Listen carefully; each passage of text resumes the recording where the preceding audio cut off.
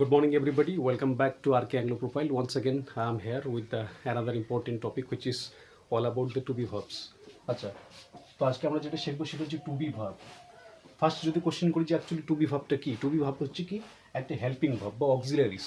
Auxiliaries দু রকম হয়। আমি এর আগে একটা ভিডিওতে বলেছিলাম যে অক্সিলারিস দুই রকমের হয়, একটা হচ্ছে কি প্রাইমারি অক্সিলারিস আর একটা হচ্ছে সেকেন্ডারি অক্সিলারিস। প্রাইমারি অক্সিলারিসের মধ্যে অ্যাম ইজ আর মানে to be verb, to have verb, to do verb. আর সেকেন্ডারি অক্সিলারিসের মধ্যে মডেলস পড়ে, যেমন can, could, will, would, shall, should, ought to, use to, ওগুলা। তো ওগুলো নিয়ে আলাদা একটা ভিডিও আমি বানাবো মডেলস নিয়ে। এখন আমরা টু বি ভার্ব মানে প্রাইমারি অক্সিলারিস বা হেল্পিং ভার্বের মধ্যে টু বি ভার্বটা নিয়ে আমরা ডিসকাস করব। টু ডু ভার্ব নিয়ে অলরেডি একটা ভিডিও আমি বানিয়েছি। সো টু বি ভার্বে আমরা যদি বলি যে টু বি ভার্ব কি অ্যাকচুয়ালি, টু বি ভার্ব বলতে এই am, is, R, was, war এই পাঁচটা ভাবকে বোঝায়। অ্যাম, ইজ, আর, ওয়াজ, ওয়ার এই পাঁচটাকে টু বি ভার্ব বলে, ঠিক আছে। তার মধ্যে টু বি ভার্বকে আমরা দুই ভাগে ভাগ করবো, এক হচ্ছে কি প্রেজেন্ট ফর্মে আর একটা পাস্ট ফর্মে। দুই ভাগে তো না, দুটো ফর্মে ভাগ করবো অ্যাকচুয়ালি। তো টু বি ভার্বের দুটো ফর্ম আমরা নিচ্ছি, একটা হচ্ছে প্রেজেন্ট ফর্ম, একটা হচ্ছে পাস্ট ফর্ম। যখন কোনো সেন্টেন্স মানে কোনো সেন্টেন্সের মধ্যে যদি আমরা ভার্বটা প্রেজেন্ট টেন্সে নিই, ঠিক আছে, প্রেজেন্ট টেন্স, সেক্ষেত্রে কিন্তু টু বি ভার্বের present form am, is, are মানে অ্যাম, ইজ, আর এই তিনটে ব্যবহার করবো। আর যদি টু বি ভার্বের আমরা পাস্ট ফর্ম নেই, ওয়াজ, ওয়ার, তাহলে সেন্টেন্সটাকে কী করতে হবে, ভার্বের পাস্ট ফর্ম পাস্ট টেন্সে থাকতে হবে। ধরুন এরকম বাক্য হবে, আমি ছিলাম, ঠিক আছে, আমি গেছিলাম, তাই তো, এরকম মানে ছিলাম অর্থে। অর্থাৎ অ্যাকচুয়ালি টু বি ভাবটাকে যদি একদম ভালো করে একটু এক্সপ্লানেশন করি যে টু বি ভাবটা কি, টু বি মানে কি, টু বি মানে হওয়া অর্থে। হওয়া মানে কি, কোনো কিছু হওয়া, অর্থাৎ কোথায় ছিলাম, কোথায় কি অবস্থায় আছি, এইরকম বোঝাতে, ঠিক আছে, টু বি ভাব। যেমন অ্যাম মানে কি হই, ইজ মানে হয় বা হন, আর মানে হয় বা হন, ঠিক আছে, আর মানে হওয়া অর্থে হয়, ঠিক আছে।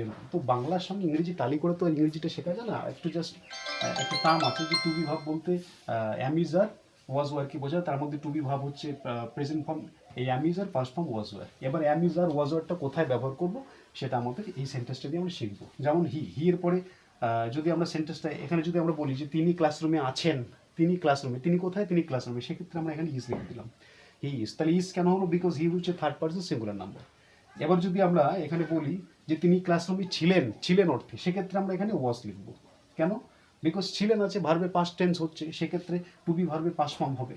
অর্থাৎ সেন্টেন্সের মধ্যে ভাবটা যদি পাস্ট টেন্সে থাকে তাহলে টু বি ভার্বের পাস্ট ফর্ম হবে। সেন্টেন্সের মধ্যে ভাব যদি আমরা প্রেজেন্ট টেন্সে নিই তাহলে টু বি ভার্বের প্রেজেন্ট ফর্ম আমাদের ইউজ করতে হবে। তাহলে হি ওয়াজ ইন দ্য ক্লাসরুম মানে কি তিনি ক্লাসরুমে ছিলেন, ঠিক আছে। এবার এখানে ওয়ার যদি হয় তাহলে সেক্ষেত্রে আমাকে এটা সরাতে হবে, তখন আবার হি হবে না, তখন আমাকে এখানে থার্ড পার্সন প্লুরাল নাম্বার লিখতে হবে, দে, ঠিক আছে। হ্যাঁ, এবার যদি এখানে আমরা ফার্স্ট পার্সন প্লুরাল নাম্বারই নিই তবু হবে উই, ওয়ার। অর্থাৎ সাবজেক্ট যদি first person plural number, second person plural number এবং থার্ড পার্সন প্লুরাল নাম্বার হয় সেক্ষেত্রে কিন্তু ওয়ার ব্যবহার করা হয়। আর সিঙ্গুলার নাম্বারের ক্ষেত্রে ওয়াজ বসে। আর বাকি অ্যামটা কোথায় বসে, অ্যাম হচ্ছে শুধুমাত্র ফার্স্ট পার্সন সিঙ্গুলার নাম্বারের ক্ষেত্রে বসে।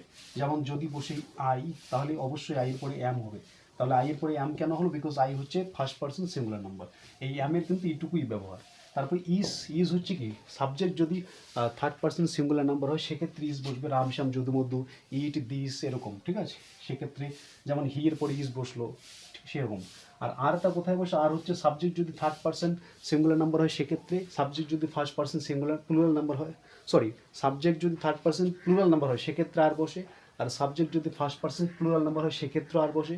আর সাবজেক্ট যদি সেকেন্ড পার্সন সিঙ্গুলার হোক কিংবা প্লুরাল হোক সেক্ষেত্রে কিন্তু আর বসে। যেমন ইউ এর পরে কিন্তু অলওয়েজ আর হয়, ঠিক আছে। যেমন এখানে যদি বলি আমরা ইউ এর পরে কিন্তু অলওয়েজ আর হয়। কেন, বিকজ ইউ হচ্ছে second person. Second person you মানে তুমি, আবার ইউ মানে তোমরা। তো ইউ মানে তুমি আর তোমরা যেহেতু দুটোই হয় সেটা আমাদের সেন্টেন্স হিসেবে নিতে হবে। তো ইউ হচ্ছে সেকেন্ড পার্সন, যদি সিঙ্গুলার নাম্বার হয় তবু আর বসবে, যদি প্লুরাল হয় তবু আর বসবে, বিকজ ইউর পরে অলওয়েজ আর বসে। আর যদি ভাবটা আমরা পাস্ট টেন্সে নিই যে তুমি ছিলে বা তোমরা ছিলেন বা আপনারা ছিলেন, সেক্ষেত্রে কিন্তু আমরা ওয়াজ অথবা ওয়ার নেব। তো ইউ এর পরে একজন, একজন যদি ইউ বলতে যদি আমরা একজনকে বোঝাই সেক্ষেত্রে ওয়াজ, আর ইউ বলতে যদি আমরা একজনের বেশি বোঝাই অর্থাৎ প্লুরাল নাম্বার হয় সেক্ষেত্রে ওয়ার বলব। এই হচ্ছে ওয়াজ ওয়ারের ব্যবহার। বাকি আমাদের এখান থেকে শুধু এইটুকু শেখার যে টু বি ভাব কি, টু বি ভাব হচ্ছে অ্যাম, ইজ, আর, ওয়াজ, ওয়ার। তার মধ্যে দুটো ফর্ম আছে টু বি ভার্বের, একটা হচ্ছে প্রেজেন্ট ফর্ম অ্যাম, ইজ, আর, একটা হচ্ছে পাস্ট ফর্ম ওয়াজ, ওয়ার। বাস এইটুকুই জানলে আমরা নেক্সট আমরা ভয়েস চেঞ্জ প্লাস ন্যারেশন চেঞ্জে এই জিনিসটাকে কাজে লাগাতে পারবো। এছাড়া টু বি ভাবটা মোস্টলি সব জায়গায় বেশি ব্যবহার করা হয়। সো আমরা জানি অলরেডি যে অনেক দিন পরে একটা ওয়েস্ট বেঙ্গল পাবলিক সার্ভিস কমিশনের একটা নোটিফিকেশন আউট হয়েছে 8 তারিখ থেকে অ্যাপ্লিকেশন শুরু হচ্ছে, যেখানে ইংরেজিতে একটা ভালো নাম্বার ক্যারি করবে।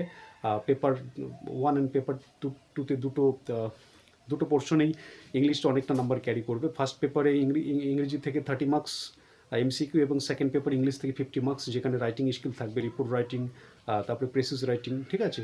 তো এবং সেন্টেন্স স্ট্রাকচার সম্পর্কে ভালো একটা নলেজ থাকলে কিন্তু পিএইচডিতে ভালো রেজাল্ট করা যাবে। তার জন্য এই সেন্টেন্স স্ট্রাকচারের সম্পর্কে নলেজ নেওয়ার জন্য আমাদের সেন্টেন্সের পুরো হিস্ট্রিটা পড়তে হবে, যেখানে আমি অলরেডি টেন্সটা ডিসকাস করতেছি, একের পর এক ভিডিও আনতেছি, এবং অন্য বেশ কয়েকটা টেন্স এখনও বাকি আছে। এছাড়াও টু ডু ভাব নিয়ে একটা ভিডিও বানিয়েছি আমি, ঠিক আছে। তো হেল্পিং ভাবগুলো কভার হয়ে গেলে, তারপরে টেন্সগুলো পুরোটা কভার হয়ে গেলে, তারপরে আমরা সেন্টেন্স স্ট্রাকচার, আমি একটা বেসিক সূত্র দিয়েছিলাম, SVO সি, অর্থাৎ সাবজেক্ট ভাব অবজেক্ট প্লাস কমপ্লিমেন্ট, এরকম একটা সূত্র আমি দিয়েছিলাম অলরেডি। তো প্র্যাকটিস ইজ দ্য কি টু সাকসেস, প্র্যাকটিসটা চালিয়ে দিতে হবে, তার সঙ্গে এই জিনিসগুলো একটু চোখ বলে নিতে হবে। বাকি থ্যাংক ইউ সো মাচ। ভিডিওটা ভালো লাগলে একটু সাবস্ক্রাইব করে দেবেন চ্যানেলটা। জাস্ট শুরু, ইটস আ বিগিনিং, জাস্ট আমি মানে এখন অনেক বাকি আছে, ভিডিও জাস্ট এখনও ভালো করে আনতে শুরুই করিনি, এটা আমার জাস্ট একটা বিগিনিং, ঠিক আছে। বিগিনিং লেভেল থেকে আমি চ্যানেলটা গ্রো করার চেষ্টা করছি। সো সঙ্গে থাকবেন, কানেক্টেড থাকবেন। নেক্সট ভিডিওতে ভালো কোনো টপিক নিয়ে ভালোভাবে ডিসকাস করার একটা চেষ্টা করব। ভিডিওটা এই মুহূর্তে খুব ভালো হলো না, বিকজ সাইডে অনেক নয়েজ, দিনের বেলা ভিডিওটা বানাচ্ছি, একটু নয়েজ হচ্ছে। বাকি থ্যাংক ইউ তো, okay, thank you so much for watching this video. See you in the next video.